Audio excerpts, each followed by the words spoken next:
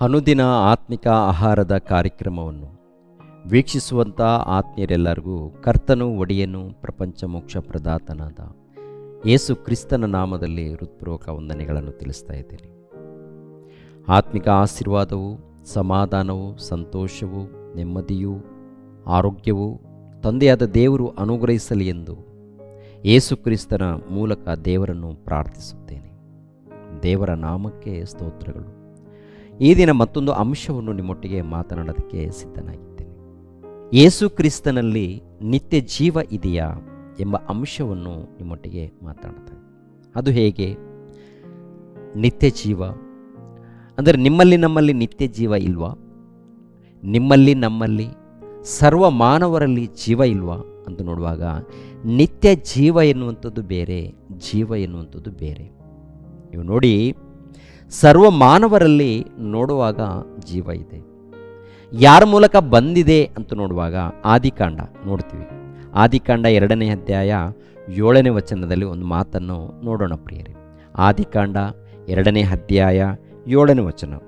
ಹೀಗಿರಲು ಯೆಹೋವ ದೇವರು ನೆಲದ ಮಣ್ಣಿನಿಂದ ಮನುಷ್ಯನನ್ನು ರೂಪಿಸಿ ಅವನ ಮೂಗಿನಲ್ಲಿ ಜೀವಾಶ್ವಾಸವನ್ನು ಊದಿದನು. ಆಗ ಮನುಷ್ಯನು ಬದುಕುವ ಪ್ರಾಣಿಯಾದನು. ಪ್ರಾರಂಭದಲ್ಲಿ ಮನುಷ್ಯನನ್ನು ಅಂದರೆ ನೆಲದ ಮಣ್ಣಿನಿಂದ ಮನುಷ್ಯನನ್ನು ರೂಪಿಸ್ತಾನೆ. ನೆಲದ ಮಣ್ಣಿನಿಂದ ಮನುಷ್ಯನನ್ನು ರೂಪಿಸಿದಾಗ ಆ ಮನುಷ್ಯನಲ್ಲಿ ಜೀವಾಶ್ವಾಸವನ್ನು ಊದಿದಾಗ ಆವಾಗ ಮನುಷ್ಯನು ಬದುಕುವ ಪ್ರಾಣಿಯಾದನು. ಹೇಗೆ ಬದುಕ್ತಾ ಇದ್ದಾನೆ? ನಿತ್ಯ. ಪ್ರಾರಂಭದ ಮನುಷ್ಯನಿದ್ದಾನೆ ನೋಡಿ ಪ್ರಿಯರೇ, ನಿತ್ಯ ಜೀವಿಸುವಂಥ ಮನುಷ್ಯನು, ನಿತ್ಯ, ಪ್ರತಿನಿತ್ಯ. ಯಾಕಂದರೆ ಗಮನಿಸಬೇಕು ಪ್ರಿಯರಾದ ದೇವರ ಮಕ್ಕಳಿರ, ಅವನ ಮೂಗಿನಲ್ಲಿ ಜೀವಾಶ್ವಾಸವನ್ನು ಊದಿದಾಗ ಆಗ ಆ ಮನುಷ್ಯನು ಬದುಕುವ ಪ್ರಾಣಿಯಾದನು. ತೆಲುಗಿನಲ್ಲಿ ನೋಡುವಾಗ ಜೀವಾತ್ಮ ಆದನು ಅಂತಿರುತ್ತೆ, ಜೀವಾತ್ಮನು. ಕನ್ನಡದಲ್ಲಿ ಬದುಕುವ ಪ್ರಾಣಿಯಾದನು. ಗಮನಿಸಬೇಕು, ದೇವರ ಮೂಲಕ ಏನು ಬಂದಿದೆ? ಜೀವಾತ್ಮ. ನಿತ್ಯ ಜೀವಿಸುವಂಥ ಆತ್ಮ ಯಾರಲ್ಲಿ ಬಂದಿದೆಪ್ಪ ಅಂತ ನೋಡುವಾಗ ಪ್ರಾರಂಭದ ಮನುಷ್ಯನಲ್ಲಿ ಅಂದರೆ ಆದಾಮನಲ್ಲಿ. ಯಾವಾಗ ಆ ಮನುಷ್ಯನಿಗೆ ಆ ಜೀವವನ್ನು ಅಂದರೆ ನಿತ್ಯವಾಗಿ ಜೀವಿಸುವಂಥ ಆ ಜೀವವನ್ನು ಯಾವಾಗ ಕಳೆದುಕೊಳ್ತಾನಂತ ನೋಡುವಾಗ ದೇವರ ಆಜ್ಞೆಯನ್ನು ಮೀರಿದಾಗ.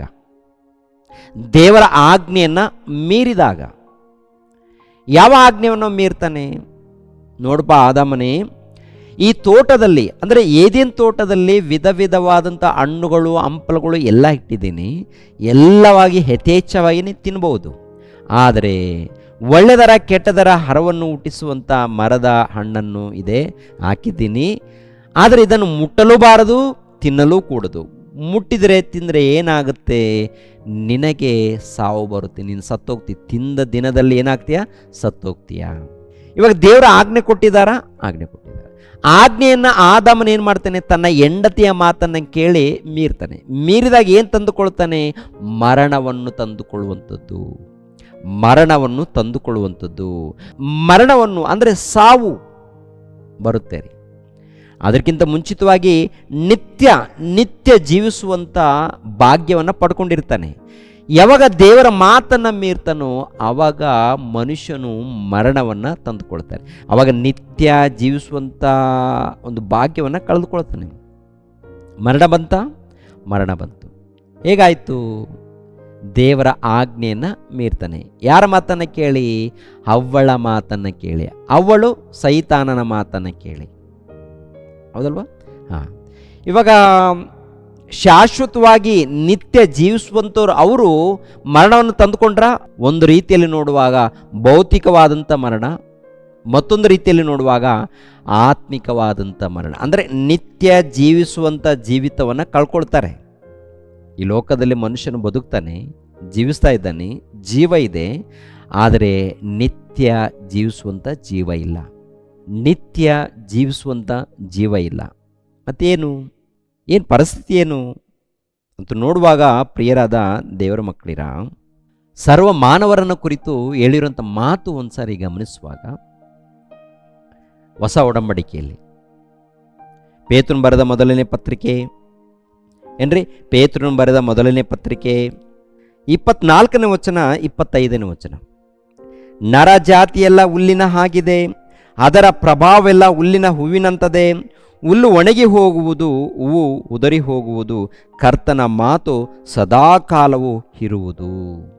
ಕರ್ತನ ಮಾತು ಸದಾಕಾಲವೂ ಇರುವುದು. ಅಂದರೆ ಪ್ರಾರಂಭದ ಮನುಷ್ಯನು ದೇವರ ಆಜ್ಞೆಗಳನ್ನು ಮೀರಿ ಮರಣವನ್ನು ತಂದುಕೊಳ್ಳುತ್ತಾನೆ. ಆನಂತರ ಎಲ್ಲರೂ ಕೂಡ ಮರಣ ಹೊಂದುತ್ತಾರೆ, ಜೀವಿಸ್ತಾರೆ, ಮರಣ ಹೊಂದುತ್ತಾರೆ. ಅಂದರೆ ಪ್ರತಿ ಮನುಷ್ಯನಲ್ಲಿ ಜೀವ ಇದೆ, ಆದರೆ ನಿತ್ಯ ಜೀವಿಸುವಂಥ ಜೀವ ಇಲ್ಲ. ಪ್ರತಿನಿತ್ಯ ಜೀವಿಸುವಂಥ ಜೀವ ಇಲ್ಲ. ಏನಾಗ್ತಾರೆ? ಸತ್ತೋಗ್ತಾರೆ. ಯಾವಾಗ ಮರಣ ಬರುತ್ತೆ, ಯಾವಾಗ ಬರುತ್ತೋ ಯಾರಿಗೂ ಗೊತ್ತಿಲ್ಲ. ಅದಕ್ಕೆ ಮನುಷ್ಯನ ಬದುಕು ಹೇಗಿದೆಪ್ಪ ಅಂತ ನೋಡುವಾಗ, ಮನುಷ್ಯನ ಜೀವಿತ ಹೇಗಿದೆಪ್ಪ ಅಂತ ನೋಡುವಾಗ, ನೆರಳಿನ ಹಾಗೆ ಇದೆ ಅಂತ ಹೇಳ್ತಾರೆ, ಹಬೆಯಂತೆ ಇದೆ ಅಂತ ಹೇಳ್ತಾರೆ, ಹುಲ್ಲಿನ ಹಾಗೆ ಇದೆ ಅಂತ ಹೇಳ್ತಾರೆ, ಹೂವಿನ ಹಾಗೆ ಇದೆ ಅಂತ ಹೇಳ್ತಾರೆ. ಹೌದಲ್ವ?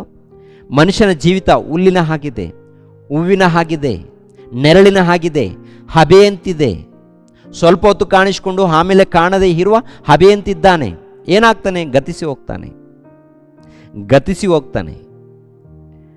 ಗತಿಸಿ ಹೋಗುವಂಥ ಈ ಮನುಷ್ಯನಿಗೆ ನಿತ್ಯ ಜೀವ ಬೇಕು ಅಂದರೆ ಯಾರ ಮೂಲಕ ಸಿಗುತ್ತೆ? ಯೇಸು ಕ್ರಿಸ್ತನ ಮೂಲಕ ನಿತ್ಯ ಜೀವ.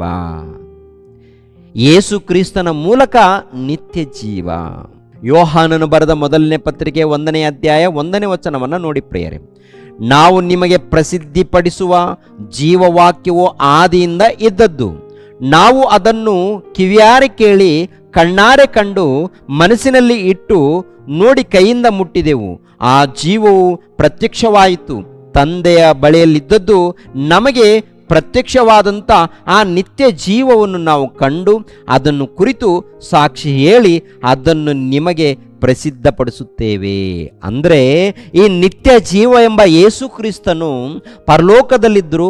ಪರಲೋಕದಲ್ಲಿದ್ದಂಥ ಆ ನಿತ್ಯ ಜೀವವಾಗಿರುವಂಥ ಯೇಸು ಕ್ರಿಸ್ತರು ಈ ಲೋಕಕ್ಕೆ ಬರ್ತಾರೆ. ಈ ಲೋಕಕ್ಕೆ ಬಂದಂಥ ಯೇಸು ಕ್ರಿಸ್ತರೆಂಬ ನಿತ್ಯ ಜೀವವನ್ನು ನಾವು ನಂಬಿದಾಗ, ಆತನನ್ನು ನಾವು ಅರ್ಥ ಮಾಡಿಕೊಂಡಾಗ, ಆತನ ಮಾತನ್ನು ನಾವು ಕೇಳಿದಾಗ ನಮಗೆ ಆ ನಿತ್ಯ ಜೀವ ಸಿಗುತ್ತೆ. ನಮಗೆ ಆ ನಿತ್ಯ ಜೀವ ಸಿಗುತ್ತೆ. ಇವಾಗ ಜೀವಿಸ್ತಾ ಇದ್ದೀವಿ, ಆದರೆ ನಿತ್ಯ ಜೀವ ಇಲ್ಲ. ನಿತ್ಯ ಜೀವವನ್ನು ಪಡ್ಕೊಳ್ಬೇಕಾದ್ರೆ ದೇವರ ಮೂಲಕ, ದೈವ ಕುಮಾರನಾದಂಥ ಯೇಸು ಕ್ರಿಸ್ತರ ಮೂಲಕ. ಅದು ಹೇಗೆ? ಅವರು ನಿತ್ಯ ಜೀವ ಉಳ್ಳವರು. ಅವರ ಮಾತಿನಲ್ಲಿ ಜೀವ ಇದೆ, ಅವರ ಮಾತಿನಲ್ಲಿ ಜೀವ ಇದೆ, ಅವರ ಕ್ರಿಯೆಗಳಲ್ಲಿ ಜೀವ ಇದೆ, ಅವರ ವಾಕ್ಯದಲ್ಲಿ ಜೀವ ಇದೆ. ಆದ್ದರಿಂದ ಪ್ರಿಯರಾದ ದೇವರ ಮಕ್ಕಳಿರ, ಆಲೋಚನೆ ಮಾಡಿ. ಯೋಹಾನನು ಬರೆದ ಸುವಾರ್ತೆ, ಯೋಹಾನನು ಬರೆದ ಸುವಾರ್ತೆ 5ನೇ ಅಧ್ಯಾಯ 24ನೇ ವಚನವನ್ನು ನೋಡಿ ಪ್ರಿಯರಾದ ದೇವರ ಮಕ್ಕಳಿರ. ಯೋಹಾನನು ಬರೆದ ಸುವಾರ್ತೆ 5ನೇ ಅಧ್ಯಾಯ 24ನೇ ವಚನ. ನಿಮಗೆ ನಿಜ ನಿಜವಾಗಿ ಹೇಳುತ್ತೇನೆ, ನನ್ನ ವಾಕ್ಯವನ್ನು ಕೇಳಿ ನನ್ನನ್ನು ಕಳಿಸಿದ ಆತನನ್ನು ನಂಬುವನು ನಿತ್ಯ ಜೀವವನ್ನು ಹೊಂದಿದ್ದಾನೆ. ಅವನು ತೀರ್ಪಿಗೆ ಗುರಿಯಾಗುವುದಿಲ್ಲ, ಮರಣದಿಂದ ಪಾರಾಗಿ ಜೀವಕ್ಕೆ ಸೇರಿದ್ದಾನೆ. ಮರಣದಿಂದ ಪಾರಾಗಿ ಜೀವಕ್ಕೆ ಸೇರಿದ್ದಾನೆ ಅಂದರೆ ನನ್ನ ಮಾತನ್ನು ಯಾರು ಕೇಳ್ತಾರೋ, ನನ್ನ ತಂದೆಯ ಮಾತನ್ನು ಯಾರು ಕೇಳ್ತಾರೋ, ಕೇಳಿದ ಪ್ರತಿ ವ್ಯಕ್ತಿಗಳು ಅದರ ಪ್ರಕಾರ ಯಾರು ನಡ್ಕೊಳ್ತಾರೋ, ನನ್ನ ವಾಕ್ಯದ ಪ್ರಕಾರ ಯಾರು ನಡ್ಕೊಳ್ತಾರೋ ಅವನಲ್ಲಿ ನಿತ್ಯ ಜೀವ ಇದೆ. ಅವನಲ್ಲಿ ನಿತ್ಯ ಜೀವ ಇದೆ. ಅವನು ತೀರ್ಪಿಗೆ ಗುರಿಯಾಗುವುದಿಲ್ಲ, ಮರಣದಿಂದ ಪಾರಾಗಿ ಜೀವಕ್ಕೆ ಸೇರಿದ್ದಾನೆ. ಮರಣದಿಂದ ಪಾರಾಗಿ ಜೀವಕ್ಕೆ ಸೇರಿದ್ದಾನೆ ಅಂದರೆ ಯೇಸು ಕ್ರಿಸ್ತರಲ್ಲಿ ಇದ್ದಂಥ ನಿತ್ಯ ಜೀವವನ್ನು ಹೇಗೆ ಸಪ್ಲೈ ಆಗುತ್ತಪ್ಪ ಅಂತ ನೋಡುವಾಗ, ಯೇಸು ಕ್ರಿಸ್ತರ ಮಾತನ್ನು ಕೇಳಿ, ಆ ವಾಕ್ಯಗಳನ್ನು ಕೇಳಿ ಅದರ ಪ್ರಕಾರ ನಡ್ಕೊಂಡ್ರೆ ಯೇಸು ಕ್ರಿಸ್ತರಲ್ಲಿ ಇದ್ದಂಥ ಆ ನಿತ್ಯ ಜೀವ ನಮ್ಮಲ್ಲಿ ಬರುತ್ತೆ. ನಾವು ಒಂದು ವೇಳೆ ಮರಣ ಹೊಂದಿದ್ರೂ ನಿತ್ಯ ಜೀವವನ್ನು ಪಡ್ಕೊಳ್ತೀವಿ ಪ್ರಿಯರೇ. ಬದುಕಿದಾಗ ನಮ್ಮಲ್ಲಿ ಯೇಸು ಕ್ರಿಸ್ತರಿದ್ದಾರೆ ಅಂದರೆ ನಿತ್ಯ ಜೀವ ಇದ್ದಾರಂತ ಅರ್ಥ. ನಿತ್ಯ ಜೀವನಾಗಿರುವಂಥ ಯೇಸು ಕ್ರಿಸ್ತರು ಇದ್ದಾರಂತ ಅರ್ಥ. ಅಂದರೆ ವಾಕ್ಯವನ್ನು ಕೇಳಿ ವಾಕ್ಯದ ಪ್ರಕಾರ ನಾವು ಬದುಕಿದಾಗ ನಮ್ಮಲ್ಲಿ ಯೇಸು ಕ್ರಿಸ್ತರು ಇದ್ದಾರಂತ ಅರ್ಥ, ನಮ್ಮಲ್ಲಿ ನಿತ್ಯ ಜೀವ ಇದೆ ಅಂತ ಅರ್ಥ. ಒಂದು ವೇಳೆ ಸತ್ತೋದರೆ ಪರದೈಸಿಗೆ ಹೋಗ್ತೀವಿ, ಅಲ್ಲಿ ಕೂಡ ಜೀವಂತರಾಗಿರ್ತೀವಿ. ಯೇಸು ಕ್ರಿಸ್ತರು ಎರಡನೇ ಆಗದಲ್ಲಿ ಬಂದಾಗ ಪರಲೋಕಕ್ಕೆ ಹೋಗ್ತೀವಿ. ಯಾವಾಗಲೂ ದೇವರ ಬಳಿಯಲ್ಲಿ ಆನಂದವಾಗಿ ಸಂತೋಷವಾಗಿ ನಿತ್ಯವೂ ದೇವರ ಬಳಿಯಲ್ಲಿ ಜೀವಿಸ್ತೀವಿ ಪ್ರಿಯರೇ. ಅಂಥ ಭಾಗ್ಯವು ಯಾರ ಮೂಲಕ ಸಿಗುತ್ತೆ? ಯೇಸು ಕ್ರಿಸ್ತನ ಮೂಲಕ. ಯೇಸು ಕ್ರಿಸ್ತನು ಏನಾಗಿದ್ದಾರೆ? ನಿತ್ಯ ಜೀವ ಸ್ವರೂಪನಾಗಿದ್ದಾರೆ. ಅವರಲ್ಲಿ ನಿತ್ಯ ಜೀವ ಇದೆ. ಆ ಜೀವವನ್ನು ಪಡಿಬೇಕಾದರೆ ಪ್ರಿಯರಾದ ದೇವರ ಮಕ್ಕಳಿದೆ ಹೇಗೆ? ಆತನ ವಾಕ್ಯವನ್ನು ಕೇಳಿ ಆತನ ಆಜ್ಞೆಗಳಿಗೆ ಒಳಪಟ್ಟು ವಿಧೇಯರಾಗಿ ಭಯ ಭಕ್ತಿಯಿಂದ ನಡ್ಕೊಂಡಾಗ ಆ ನಿತ್ಯ ಜೀವವನ್ನು ಪಡ್ಕೊಳ್ತೀವಿ. ಆದ್ದರಿಂದ ಪ್ರಿಯರಾದ ದೇವರ ಮಕ್ಕಳಿರ, ದೇವರ ಮಾತಿಗೆ ವಿಧೇಯರಾಗೋಣ, ಒಳಪಡೋಣ, ಭಯ ಭಕ್ತಿಯಿಂದ ಜೀವಿಸೋಣ ಪ್ರಿಯರೇ. ದೇವರು ನಿಮ್ಮನ್ನು ನನ್ನನ್ನು ಆಶೀರ್ವದಿಸಲಿ. ಎಲ್ಲರೂ ತಲೆಬಾಗಿಸಿರಿ, ಪ್ರಾರ್ಥನೆ ಮಾಡೋಣ. ಸರ್ವವನ್ನು ಸರ್ವಲೋಕವನ್ನು ಉಂಟು ಮಾಡಿರುವಂಥ ಸರ್ವಶಕ್ತನಾದ ನಮ್ಮ ತಂದೆಯಾದ ದೇವ, ನಿಮಗೆ ಕೃತಜ್ಞತೆಗಳು, ಸ್ತೋತ್ರಗಳು ತಂದೆ. ಯಾವಾಗಲೂ ನಿಮ್ಮ ಧ್ಯಾನದಲ್ಲಿ, ಭಕ್ತಿಯಲ್ಲಿ, ಪ್ರಾರ್ಥನೆಯಲ್ಲಿ ನಿರಂತರ ಜೀವಿಸುವಂತೆ ಆಶೀರ್ವದಿಸಿ. ನೇರ ಪ್ರಸಾರವನ್ನು ವೀಕ್ಷಿಸುವಂತೆ ಎಲ್ಲ ನಿಮ್ಮ ಮಕ್ಕಳನ್ನು ಹೆಸರುಗಳಿಂದ ಆಶೀರ್ವದಿಸಿ, ಎಲ್ಲರನ್ನು ಕನಿಕರಿಸಿ, ಆತ್ಮಿಕ ಆಶೀರ್ವಾದವು, ಸಮಾಧಾನವು, ಸಂತೋಷವು, ಆರೋಗ್ಯವು ಎಲ್ಲ ನಿಮ್ಮ ಮಕ್ಕಳಿಗೆ ದಯಪಾಲಿಸಲಿ. ಯೇಸು ಪವಿತ್ರ ನಾಮದಲ್ಲಿ ಬೇಡಿ ಹೊಂದಿದೆಯಪ್ಪ ತಂದೆಯೇ, ಆಮೇನ್. ಎಲ್ಲರಿಗೂ ವಂದನೆಗಳು.